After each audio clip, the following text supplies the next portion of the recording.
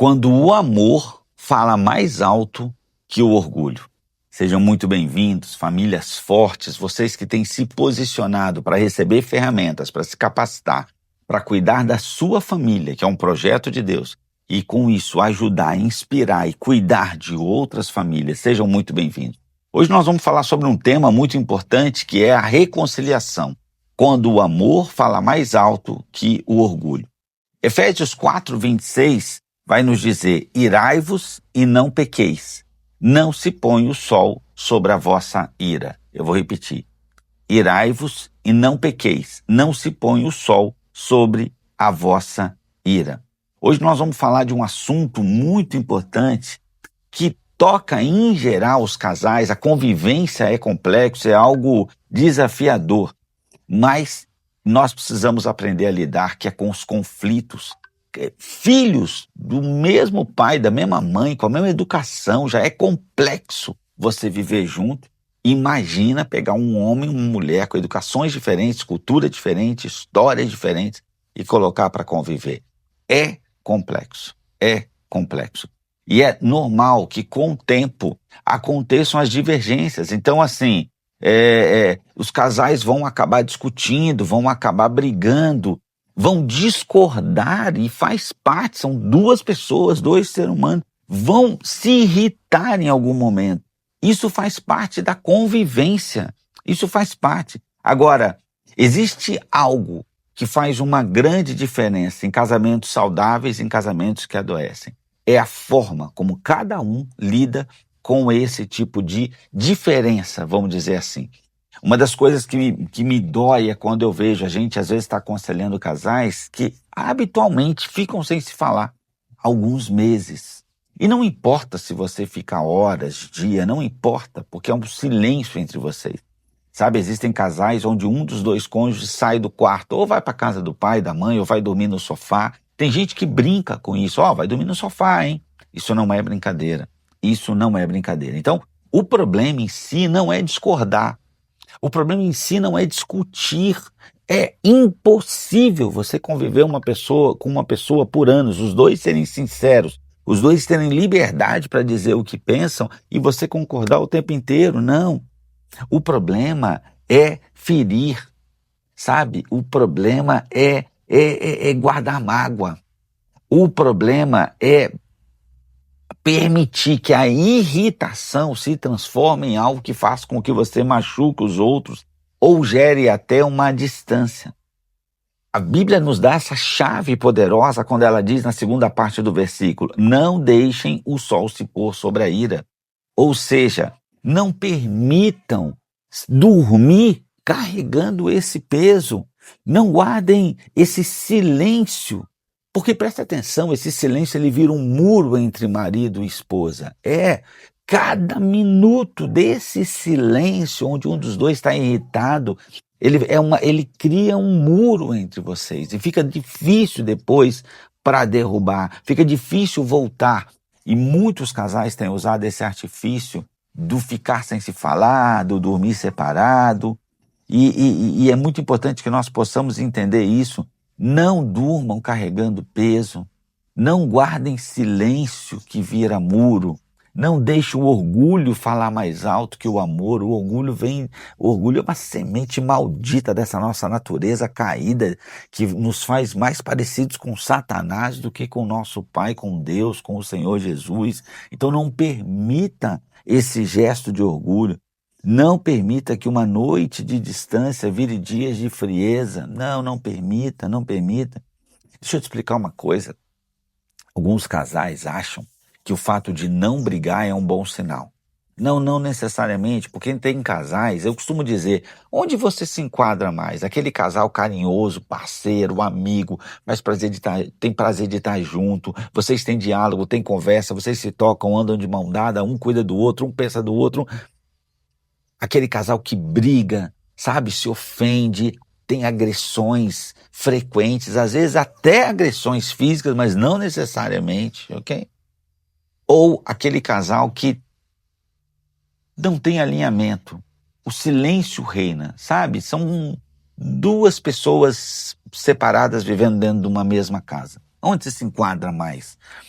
E esse aqui, porque a briga fica muito claro que alguma coisa precisa ser feita. Agora, o casal que não briga, ele tem uma tendência a achar que não, nós estamos bem, a gente não briga. Não, não necessariamente, se não há parceria, se não há uma cumplicidade, né? Se não há prazer de estar juntos, se vocês não têm assunto, se um não cuida do outro, se não tem... Não necessariamente, talvez você não brigue, mas haja um muro entre vocês dois. E eu quero te dizer que o inimigo, ele não entra no casamento só pela briga. As pessoas falam, não, porque não. É claro que as palavras, cada palavra que eu digo, ou ela glorifica a Deus ou glorifica Satanás. Tudo que eu faço, ou glorifica a Deus ou glorifica Satanás. É claro, tudo que eu tenho, ou eu uso para glorificar a Deus ou eu uso para glorificar Satanás. É claro. Mas eu quero te dizer que o silêncio é uma arma poderosa para Satanás. O silêncio, o distanciamento. Então eu quero te dizer que a reconciliação é uma decisão espiritual, não emocional. O emocional tende a travar, a não permitir, né, que nós possamos dar esse passo. Então é espiritual, é ser obediente a Deus. Muitas vezes eu nem quero, mas eu faço a vontade de Deus. Você não se reconcilia porque sente vontade. Se você depender da vontade, isso demonstra a sua imaturidade, porque quem faz o que quer é imaturo. Nós precisamos fazer o que precisa ser feito. Nós nos reconciliamos porque Jesus nos ensina a nos reconciliar. Jesus nos reconciliou com Deus. A reconciliação é um princípio. É um princípio. Se você se diz cristão, você precisa entender isso. Você precisa imitar Cristo. Cristão é um imitador de Cristo, é um pequeno Cristo. Então, cristãos somos nós que não buscamos a reconciliação. A reconciliação é linguagem de quem ama mais do que quer estar certo. Aqui no Ministério do Pastor Josué, Ministério Amo Família, tem lá uma placa. Você quer estar certo ou quer, né, ser feliz? Quer estar certo ou você... Irmão, escolhe. Escolhe. Você quer ter razão ou você quer ser feliz? Escolhe. Então, quando o casal escolhe lidar com maturidade, conversar, perdoar e recomeçar, a paz volta.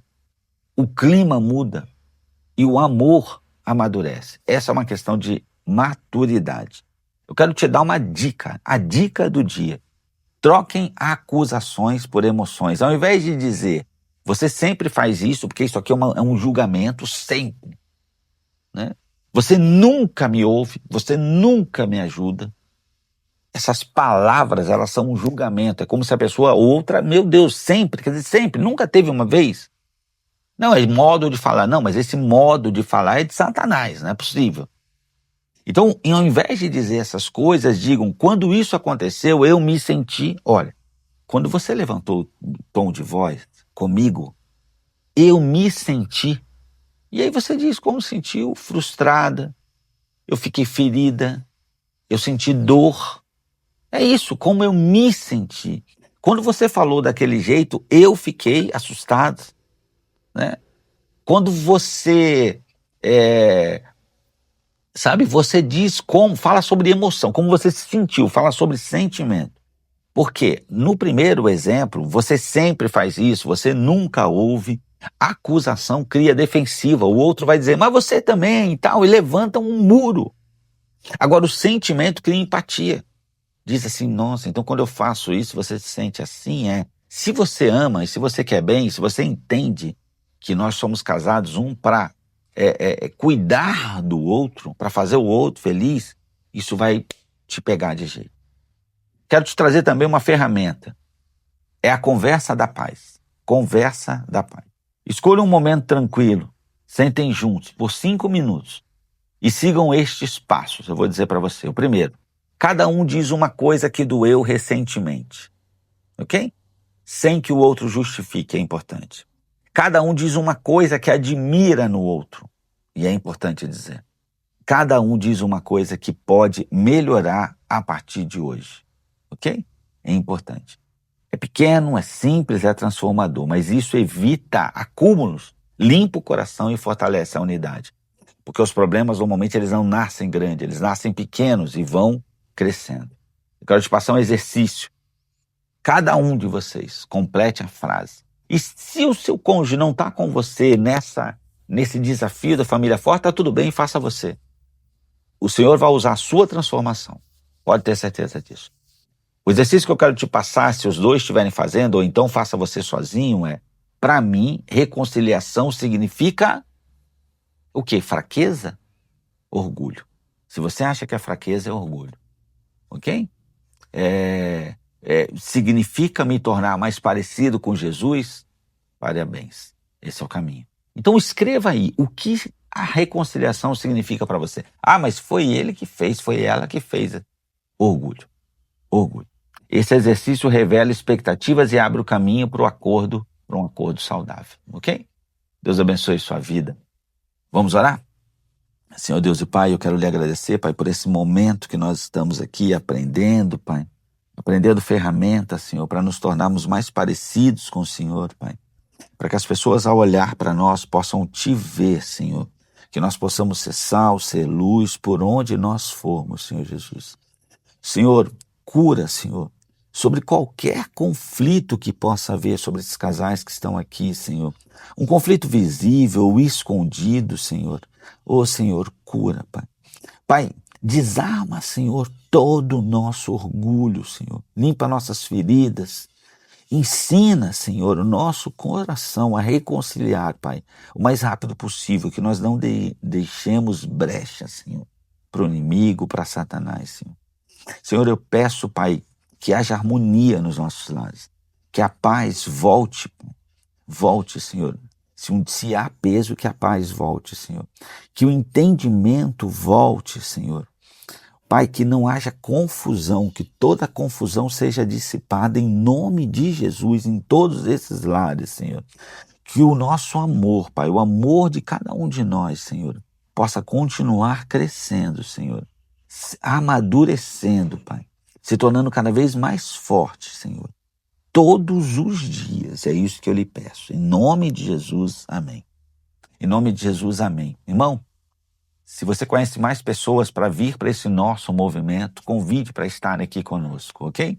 Deus abençoe sua vida, se permita ser um canal de bênção na vida de outros casais. Deus abençoe e fique com Deus.